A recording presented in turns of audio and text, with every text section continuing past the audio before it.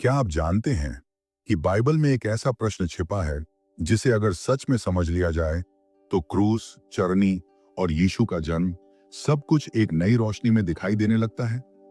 ये सवाल बहुत साधारण लगता है, लेकिन इसके भीतर सदियों का रहस्य छिपा है। अगर इंसान ने कभी पाप ही ना किया होता, तो क्या यीशु का जन्म होता? ज्यादातर लोग बिना सोचे कह देते हैं, नहीं, क्योंकि यीशु तो पापों को मिटाने आए थे। लेकिन बाइबल इतनी जल्दी जवाब नहीं देती, क्योंकि यह कहानी पाप से शुरू नहीं होती। यह कहानी उससे बहुत पहले शुरू होती है, जब डर नाम की कोई चीज नहीं थी, जब पश्चाताप की जरूरत नहीं थी और जब स्वर्ग और धरती के बीच कोई दूरी नहीं थी। आदि में कोई मंदिर नहीं था, कोई वेदी नहीं थी, कोई बलिदान नहीं था, कोई प्रार्थना की पंक्ति नहीं थी, क्योंकि उस समय परमेश्वर को ढूंढना नहीं पड़ता था। वह वहां था, हर सांस में, हर धड़कन में, हर सुबह की रोशनी में। बाइबल कहती है, परमेश्वर ने मनुष्य को अपनी छवि के अनुसार बनाया। उत्पत्ति 1:27। ये सिर्फ एक पंक्ति नहीं है, ये पहचान है। मनुष्य केवल एक सृजित प्राणी नहीं था, वह परमेश्वर की छवि था। मतलब उसके भीतर सोचने की क्षमता थी, समझने की क्षमता थी और सबसे ज्यादा खतरनाक चीज, चुनाव करने की क्षमता। वह जरा रुकिए, अगर सब कुछ इतना पूर्ण था तो सवाल उठता है, परमेश्वर ने इंसान को ऐसा क्यों बनाया जो गिर सकता था? क्यों उसे ऐसा दिल दिया जो विद्रोह कर सकता था? यहीं से यह कहानी गहराई पकड़ने लगती है। नेदन का बगीचा कोई परिखटा नहीं था, वह परमेश्वर की सोच का जीवित रूप था। वहां हर पेड़ सिर्फ फल नहीं देता था, वो एक संदेश देता था। वहां हर नदी सिर्फ पानी नहीं बहाती थी, वह जीवन बहाती थी। और मनुष्य, वह वहां एक दास की तरह नहीं रहता था, वह चलता था, वह देखता था, वह नाम देता था। जब मनुष्य ने पशुओं को नाम दिए तो वह सिर्फ शब्द नहीं चुन रहा था, वह अधिकार का प्रयोग कर रहा था। परमेश्वर ने उसे सह शासक बनाया था। लेकिन कहानी यहीं खत्म नहीं हुई, क्योंकि एदन में एक पेड़ ऐसा भी था जिसके बिना यह कहानी अधूरी होती। भले और बुरे के ज्ञान का पेड़। यह पेड़ क्यों था? अगर परमेश्वर नहीं चाहते थे कि मनुष्य पाप करे तो यह विकल्प क्यों दिया?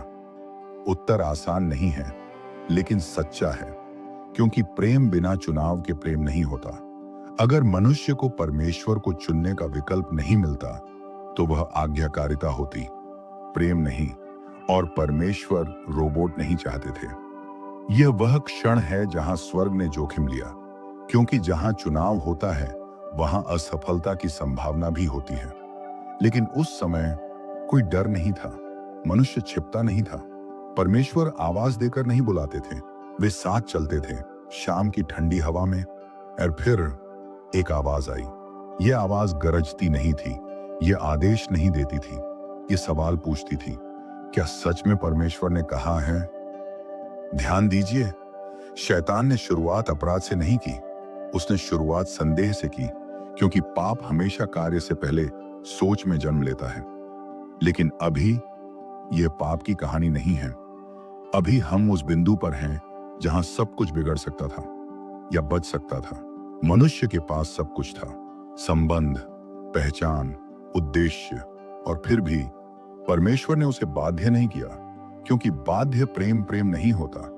अब जरा गहराई से सोचिए, अगर उस दिन मनुष्य ने मना कर दिया होता, अगर उसने कहा होता, नहीं, मैं परमेश्वर पर भरोसा करता हूं, तो क्या होता?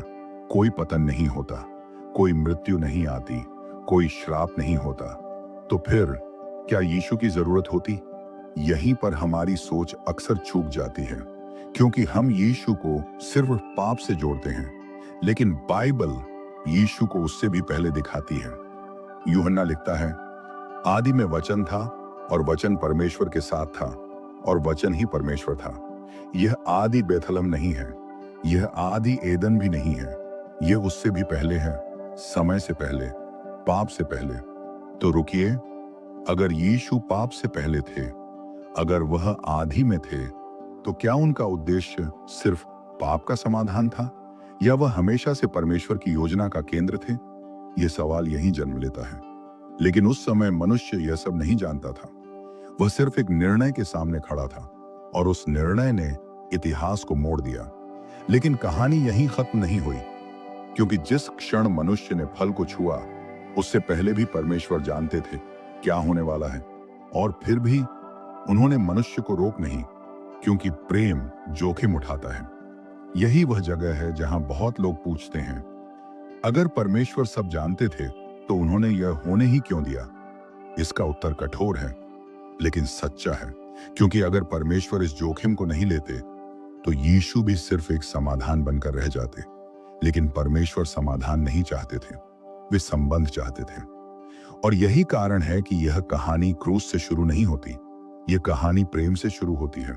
और प्रेम हमेशा प्रकट होना चाहता है। अब ध्यान से सुनिए, अगर मनुष्य ने पाप न किया होता तो भी परमेश्वर अपने आप को प्रकट करते, क्योंकि परमेश्वर छिपे रहने वाले नहीं हैं, वे प्रकट होने वाले हैं।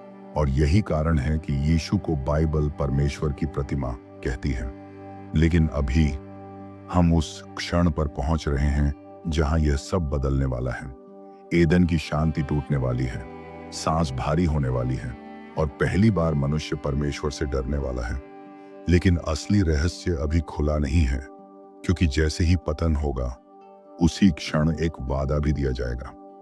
और वही वादा यीशु की कहानी को सिर्फ प्रतिक्रिया नहीं बल्कि योजना साबित करेगा।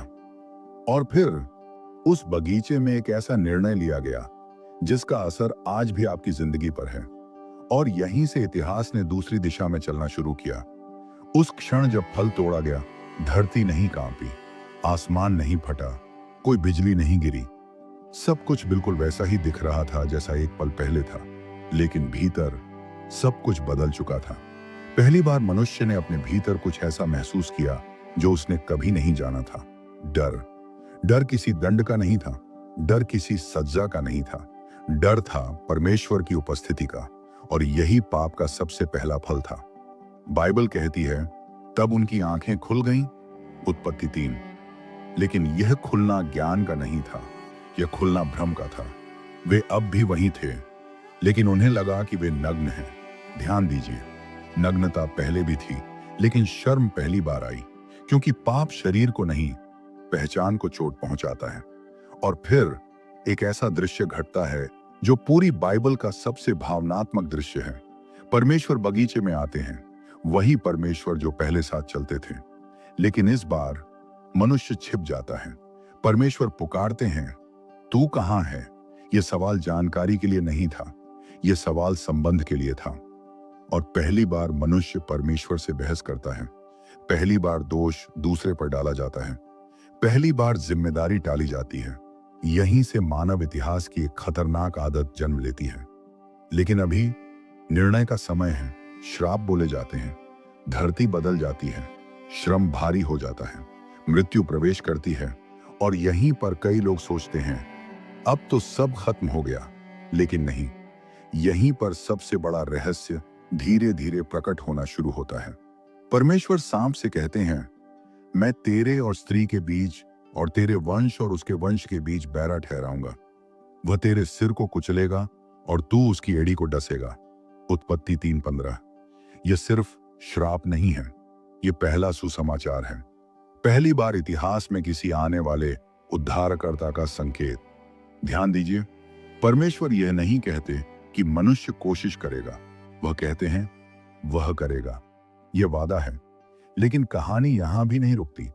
अब एक ऐसा दृश्य आता है जिसे बहुत लोग जल्दी पढ़कर आगे बढ़ जाते हैं। परमेश्वर मनुष्य के लिए चमड़े के वस्त्र बनाते हैं। चमड़ा, जिसका मतलब है किसी जानवर की मृत्यु। यह पहला बलिदान है। कोई मंदिर नहीं, कोई वेदी नहीं, कोई व्यवस्था नहीं, लेकिन खून बहता है, क्योंकि पाप हमेशा मृत्यु मांगता है और परमेश्वर खुद वह कीमत पहली बार चुकाते हैं। यहीं से एक पैटर्न शुरू होता है। पाप, बलिदान, आशा। लेकिन अभी यीशु का नाम नहीं लिया गया, सिर्फ संकेत हैं, छायाएं हैं। वचन अभी पूरी तरह नहीं खुला है। समय आगे बढ़ता है, पीढ़ियां आती हैं। कैन और हाबिल, एक बलिदान स्वीकार होता है, एक अस्वीकार। खून फिर बहता है, इस बार भाई का। धरती चिल्लाती है और पाप और गहराता है। लेकिन फिर भी परमेश्वर मनुष्य को छोड़ते नहीं। वे नूह को बुलाते हैं, जल आता है, न्याय होता है, लेकिन साथ में अनुग्रह भी। एक नाव, एक इंद्रधनुष, एक वाचा। और फिर अब्राहम, एक व्यक्ति जिसे सब कुछ छोड़कर चलने को कहा जाता है। परमेश्वर कहते हैं, तेरे द्वारा पृथ्वी के सब कुल आशीष पाएंगे। ये वादा सिर्फ भूमि का नहीं है, ये वादा एक वंश का है, एक आने वाले किसी विशेष का। मैं समय फिर आगे बढ़ता है। इसहाक, याकूब, यूसुफ, मिस्र, दास्ता, कराह और फिर मूसा, लाल समुद्र, व्यवस्था, बलिदान की पूरी प्रणाली, हर दिन, हर साल, खून, धुआं, प्रतीक्षा। ध्यान दीजिए, व्यवस्था पाप को मिटाती नहीं, वह उसे दिखाती है। हर बलिदान एक सवाल छोड़ जाता है, क्या यह काफी है? और जवाब हर बार नकारात्मक होता है। और फिर राजा आते हैं। दाऊद, एक ऐसा राजा जिसे वादा दिया जाता है, तेरा सिंहासन सदा बना रहेगा। एक अनंत राजा, एक अनंत राज्य। लेकिन दाऊद भी गिरता है और यह स्पष्ट हो जाता है, यह राजा कोई साधारण मनुष्य नहीं होगा। नबी आते हैं, यशायाह चिल्लाता है, एक बालक हमारे लिए उत्पन्न हुआ है। मीका कहता है, बेथलहम से। यिर्मयाह नए नियम की बात करता है, यहेजकेल नए हृदय की, दानियेल अनंत राज्य की। सदियां बीतती हैं, लोग जन्म लेते हैं, मरते हैं, प्रार्थनाएं ऊपर जाती हैं, लेकिन स्वर्ग चुप रहता है। 400 साल, कोई नबी नहीं, कोई दर्शन नहीं, कोई आवाज नहीं। और यहीं पर सबसे बड़ा सवाल पूरी ताकत से उठता है, अगर यीशु सिर्फ पाप का समाधान थे, तो ये इंतजार क्यों, ये तैयारी क्यों, ये लंबी चुप्पी क्यों? क्योंकि अब स्पष्ट होने लगता है, यीशु कोई तात्कालिक उत्तर नहीं थे, वह शुरुआत से योजना में थे। हर वाचा उनकी ओर इशारा करती है, हर बलिदान उनकी छाया है, हर राजा अधूरा है, हर नबी अधूरा है। लेकिन अभी भी सब कुछ स्पष्ट नहीं है, क्योंकि एक आखिरी बात अब तक नहीं कही गई। अगर पाप न होता, तो क्या यह पूरी कहानी अलग होती? या फिर क्या यह सब पहले से ही उस प्रेम की तैयारी थी जो स्वयं को प्रकट करना चाहता था? और यहीं पर कहानी एक नई दिशा लेने वाली है, क्योंकि अब स्वर्ग फिर से बोलने वाला है। लेकिन इस बार वह मंदिर में नहीं, वह महल में नहीं, वह याजकों से नहीं, वो एक साधारण कुंवारी से बोलेगा। और वही क्षण सदियों के रहस्य को एक साथ प्रकट करेगा। लेकिन असली उत्तर अभी भी पूरा नहीं है, क्योंकि यह समझने के लिए कि यीशु क्यों आए, हमें यह समझना होगा कि वे कौन थे आने से। और यही वह रहस्य है जो अब खुलने वाला है, क्योंकि अगला दृश्य धरती पर नहीं, स्वर्ग में शुरू होता है। समय से पहले, सृष्टि से पहले, पाप से भी पहले, एक ऐसा स्थान जहां घड़ी नहीं चलती, जहां उम्र नहीं बढ़ती, जहां बाद में और पहले का कोई अर्थ नहीं। वहां परमेश्वर हैं और उनके साथ वचन है। बाइबल इसे बहुत शांत शब्दों में कहती है, आदि में वचन था और वचन परमेश्वर के साथ था और वचन ही परमेश्वर था। यूहन्ना 1:1। लेकिन यह पंक्ति जितनी शांत है, उतनी ही विस्फोटक भी, क्योंकि यह साफ कहती है, यीशु कभी परमेश्वर से अलग नहीं थे। वह बाद में पैदा हुई योजना नहीं थे, वह प्रतिक्रिया नहीं थे, वह शुरू से परमेश्वर की अभिव्यक्ति थे। अब जरा ध्यान से सुनिए, अगर यीशु केवल पाप का समाधान होते, तो उनका अस्तित्व पाप के बाद शुरू होता। लेकिन बाइबल उल्टा कहती है। वह कहती है, सब कुछ उसी के द्वारा उत्पन्न हुआ, और जो कुछ उत्पन्न हुआ है, उसमें से कोई भी उसके बिना उत्पन्न नहीं हुआ। यूहन्ना 1:3। मतलब पेड़, नदी, आकाश, एदन, मनुष्य, सब कुछ यीशु के द्वारा। तो सवाल अब बदल जाता है, यह नहीं कि यीशु क्यों आए, बल्कि यह कि यीशु कौन है। और यही वह बिंदु है जहां हमारी सोच अक्सर सीमित हो जाती है। हम यीशु को सिर्फ क्रूस पर देखते हैं, लेकिन बाइबल उन्हें सृष्टि के केंद्र में रखती है। पौलुस लिखता है, वह अदृश्य परमेश्वर की प्रतिमा है और सब कुछ उसी में स्थिर रहता है। कुलुस्सियों 1। यह वाक्य बहुत कुछ तोड़ देता है, क्योंकि यह कहता है, यीशु सिर्फ हमें बचाने नहीं आए, वे यह दिखाने आए कि परमेश्वर असल में कैसे हैं। अब जरा गहराई में जाइए, अगर मनुष्य पाप न करता, तो क्या परमेश्वर कभी स्वयं को पूरी तरह प्रकट नहीं करते? क्या वह हमेशा अदृश्य ही रहते? बाइबल का उत्तर स्पष्ट है, नहीं, क्योंकि परमेश्वर प्रकट होने वाला परमेश्वर है और यीशु उस प्रकट होने का सबसे पूर्ण रूप है। यही कारण है कि पौलुस लिखता है, जब समय पूरा हुआ तो परमेश्वर ने अपने पुत्र को भेजा। गलातियों 4:4। ध्यान दीजिए, जब पाप बढ़ गया नहीं, जब हालात बिगड़ गए नहीं, जब समय पूरा हुआ, मतलब एक तय समय, एक उद्देश्य, एक योजना। अब सवाल उठता है, अगर पाप ना होता तो क्या वह समय फिर भी आता? और यहीं पर सबसे गहरा रहस्य खुलता है।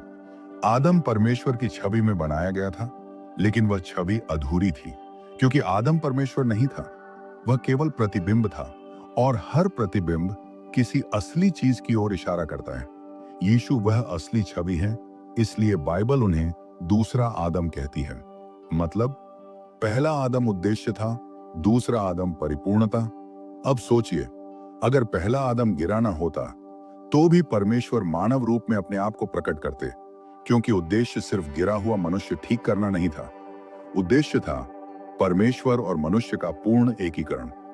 यही कारण है कि प्रकाशित वाक्य में एक वाक्य है जो अक्सर नजरअंदाज कर दिया जाता है। उस मेमने का नाम जो जगत की उत्पत्ति से पहले बलि किया गया।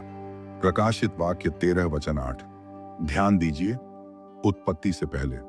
क्रूस कोई अचानक का विचार नहीं था, लेकिन इसका मतलब यह भी नहीं कि परमेश्वर पाप चाहते थे।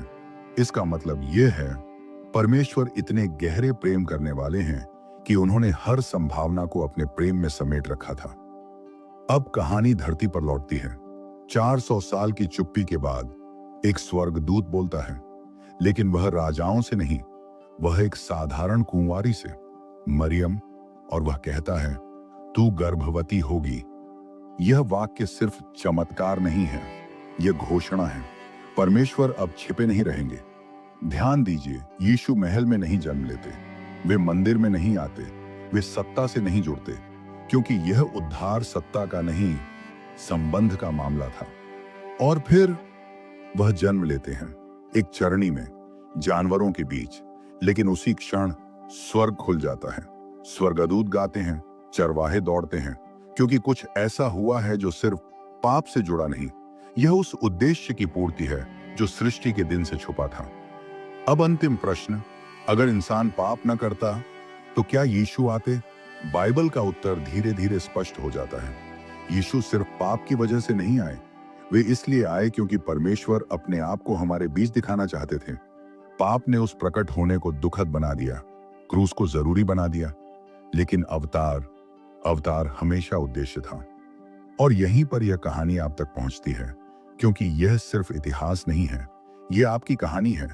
अगर यीशु सिर्फ आपके पापों के लिए नहीं आए, तो फिर आपका जीवन सिर्फ बचने के लिए नहीं है, आपका जीवन परमेश्वर की छवि बनने के लिए है। यीशु आपको सिर्फ स्वर्ग का टिकट नहीं देते, वे आपको दिखाते हैं कि इंसान असल में कैसा होना था। और अब कहानी खत्म नहीं होती, क्योंकि प्रकाशित वाक्य कहता है, देखो, परमेश्वर का तंबू मनुष्यों के साथ है। फिर से वही दृश्य, एदन जैसा, पर इस बार कोई पेड़ मना नहीं, कोई डर नहीं, कोई दूरी नहीं, क्योंकि शुरुआत में जो उद्देश्य था, अंत में वही पूरा होगा। तो सवाल यह नहीं है, अगर इंसान पाप न करता तो क्या यीशु आते? सवाल यह है, अब जब यीशु आ चुके हैं, तो क्या आप उस उद्देश्य में चलना चाहेंगे? क्योंकि यह कहानी आपके बिना अधूरी है, और यह यात्रा अब भी जारी है।